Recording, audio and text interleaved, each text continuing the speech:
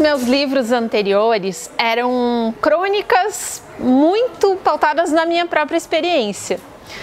E aí, durante a pandemia, eu estava em casa e comecei a receber muitos áudios de uma amiga com quem eu convivi durante muito tempo, acho que cerca de 10 anos em Porto Alegre, me contando histórias de como ela estava passando. E aí eu pensei, poxa, eu sei tantas histórias tão interessantes sobre essa pessoa, quem sabe eu não transformo isso num livro? E aí eu propus a ela e ela topou. Eu escrevia as histórias, mandava para ela e falava assim, tá, o que tu achou? É isso mesmo? E ela ia aprovando.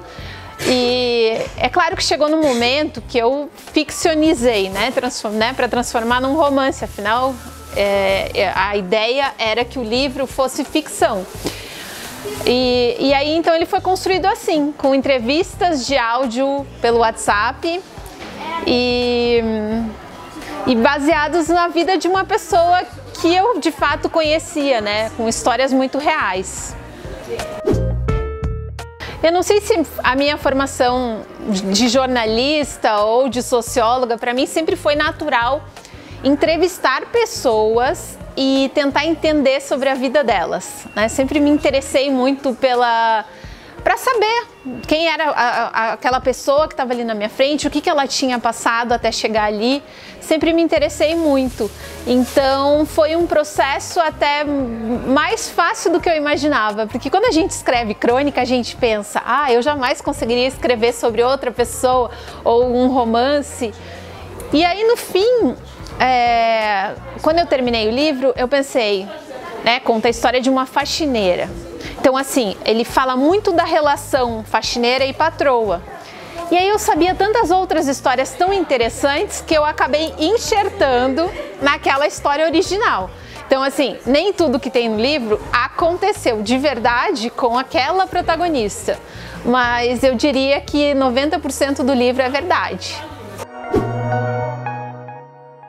Eu acho que para mim o maior desafio foi ter um texto mais sério, porque quando a gente está falando da vida de outra pessoa, a gente tem que ser mais respeitoso ainda, porque uma coisa é você zoar de si mesmo, né? Escrever um texto, né? Escrever livros como eu escrevi, ainda que a Mamãe é Punk é um pouco mais sério, mas a Mamãe é Rock é um livro que ele caminha muito no humor, né? Ele bebe muito no humor.